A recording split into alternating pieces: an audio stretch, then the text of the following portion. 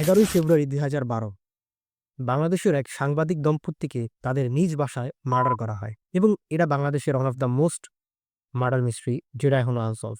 তো এটা নিয়ে আমাদের ডিরেক্টর রায়হান রাফি সাহেব একটা ওয়েব ফিল্ম বানাইছে, যার নাম দিছে অমীমাংসিত। ওয়েব ফিল্মের শুরুতে আমরা লাল কালির হেডলাইনে কিছু বিশেষ বক্তব্যবাণী শুনতে পাই, যেখানে আমাদের ডিরেক্টর রায়হান রাফি সাহেব আমাদের বুঝাইতে চাইছেন যে এটা একটা ফিকশনাল স্টোরি এবং এই গল্পের চরিত্র এবং লোকেশন সবকিছুই নাকি কাল্পনিক। মানে আমরা জানি 5 আর 5 10, কিন্তু রায়হান রাফি সাহেব বলছেন 7 আর 3 যোগ করলে 10। তো যাই হোক, ওয়েব ফিল্মের শুরুতে আমরা দেখতে পাই একটা সাংবাদিক দম্পতি তাদের নিজ বাসায় খুন হয় এবং প্রশাসন প্রায় 2 মাস সেই খুনের রহস্য মেলানোর চেষ্টা করেন, কিন্তু কোনোভাবেই তো এই আনসলভ মার্ডার মিস্ট্রি সমাধান করার জন্য তারা একটা তদন্ত কমিটি গঠন করে এবং সেই কমিটির প্রধান ছিলেন এই টাকলা অফিসার।